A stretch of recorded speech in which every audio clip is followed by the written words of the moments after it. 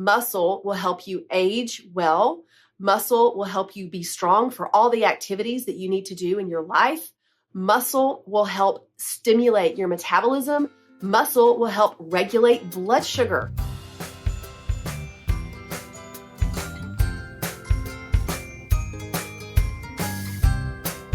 Hello, my friends. Welcome to the Honeycast. Today, I'm going to be talking about best exercises for the woman in midlife. There are a lot of exercises that we could talk about. And when you're in your 30s and 40s, honestly, you can really do a variety of exercises and still see the results and increase your strength and your health and your vitality.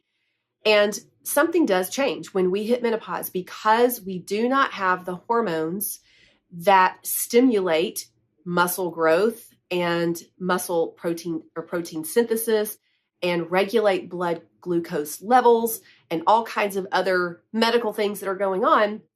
Those hormones that once helped us with our weight loss and our muscle building and our brain and our heart, they're not there anymore. And so there are things that we can do to stimulate muscle growth and protein synthesis and brain health and weight loss and insulin sensitivity. And these are the exercises that actually do that. In our early 30s and 40s, usually we're not really seeing the insulin sensitivity, insulin resistance as much. We're not really seeing the decline in hormones as much. It's kind of in our 40s, it's all over the place. But when we do hit menopause, there are studies that show that the two best exercises to do for peri and postmenopausal women would be strength training and some type of high intensity training. It's called polarized training. Polarized training means you're on the spectrum, the one end and the other, and we're not in the middle. What's in the middle is zone 2 training, where you're doing 45 minutes of steady state cardio, or you're doing some Pilates, or you may be doing weight training can definitely be in there as well. You're doing yoga, you're walking, and walking is wonderful and beautiful in every way. And I want every woman over 40 walking every single day. There's so many benefits. But what I'm talking about here is structured exercise, this needle mover for overall health, weight loss, fat burning, insulin resistance. Did I say muscle building? I'll say it again. Brain health, all those things, needle movers. It's the polarized. It's on the fringes of your workout routines. These are the two things because they are enough to stimulate our hormones that actually help reduce insulin resistance and our hormones that help us build muscle. Building muscle is key for weight loss, for fat burning, for metabolism, for longevity. We do not want to end up frail women.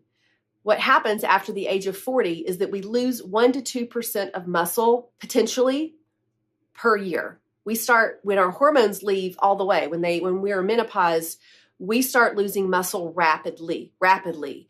This is the only thing, or one of the only things, that stops our muscle waste.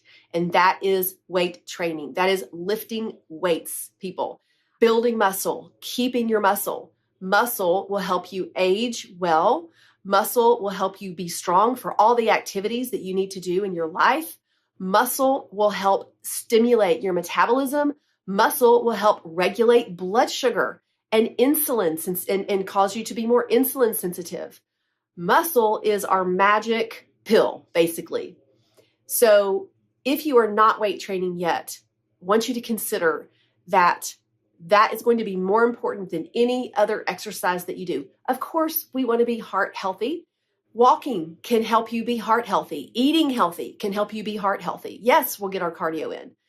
But the weight training is going to be the number one exercise for the woman in midlife and beyond. If you were just starting out, maybe you start with body weight exercises and you do that for 4 to 6 weeks. And then you progress to light weights and you do that for 4 to 8 weeks. And after 4 to 8 weeks, you progress with your weight. This is what we want it to look like. We want you to eventually overload the muscle so much so that you're building new muscle.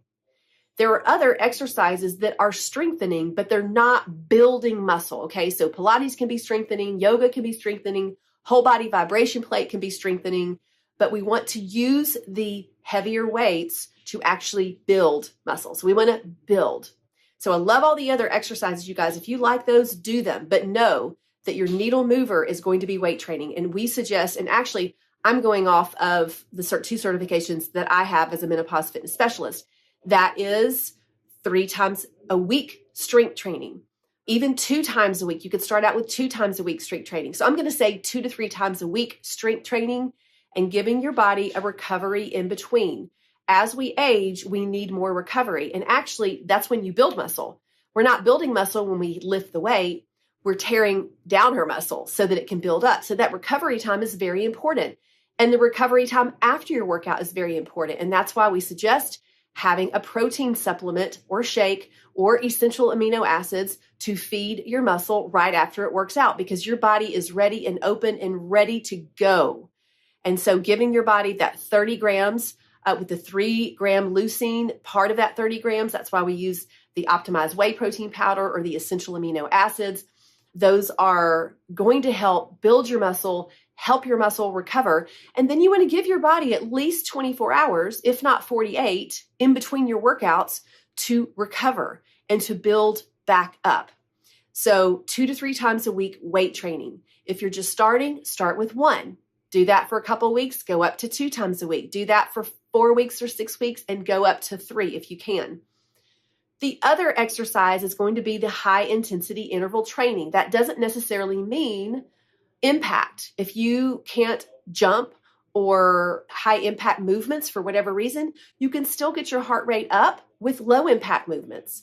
The key here is it's interval. You work hard, breathless is what I want to say. You get breathless, and our heart rate needs to be up there. It needs to be, depending on how old you are, but we want our polarized training. You're getting breathless for 30 seconds, and then you're recovering. You're working as hard as you can for 30 seconds, and then you're recovering. And we do this. We start this. Maybe you start this. You can do this on your treadmill. You can do this on your bike. You can do this on the elliptical. You can do this in the pool. You can do this anyway. But it's getting breathless and getting your heart rate up for 30 seconds.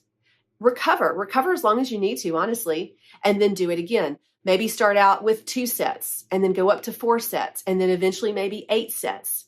But this interval training, you can do this with sprinting as well. I don't love sprinting, but I would do it on a treadmill, but I can do that on a bike, or I can do that with the jump rope. I actually love doing my jump rope. So I'll do my jump rope for 30 minutes, and I'm also getting the bone strengthening because I'm actually having impact on my feet, on my bones. And then I'll rest for a minute, and then I'll do 30 seconds, and then I'll rest for a minute. You could do that with any type movement as long as you're going to be getting breathless. And what this does, this is more impactful than a 45-minute cardio session or Orange Theory session. It's going to give you the polarized training to help your body regulate your blood sugar, basically. It helps turn on fat burning for not just while you're doing your workout, but even throughout the rest of the day. It's going to work your heart. It's going to help you burn calories. And it's one of the most efficient workouts for you to meet your goals of weight loss and health that there is. So these 2 things are, the science says, the needle moving exercises for your midlife season and beyond. And everybody can do this. Even though you might have muscle or joint limitations, you might have some limitations with doing the high intensity, but there's always ways we can figure this out. Our brain will go to why we can't do this, and so we don't do it. But if you have limitations, I would work with a personal trainer or a PT and get the exercises that you can strengthen your muscles. Same thing with the HIIT training or sprint interval training. We can figure out, okay, what are the limitations and how can we get around this? But when we're looking at overall health, overall weight loss, we're wanting to regulate our blood sugar, we're wanting to build muscle, we're wanting to turn on fat burning, we're wanting to support our heart and our whole body. These are the best exercises to focus on. And that's not to say you can't do any other ones. Yes, please enjoy other exercises, but just know if you want the needle movers for overall health and weight loss and fat burning and insulin sensitivity, you want to work on these 2 specifically. Hello, friends. I'm so excited to share this with you. My Midlife Strong 12 Days of Fitness program is here, and it's perfect for the busy midlife woman who wants to stay active and feel amazing through the holidays. For just $27, you'll get 12 days of quick, effective workouts, all under 20 minutes, designed to build strength, boost your metabolism, and help you feel energized and confident.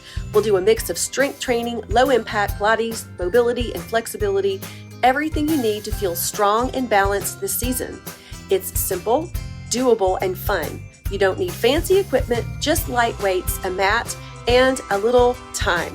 So if you're ready to prioritize yourself and finish the year strong, click the link and let's do this together, friends. You are going to feel so good.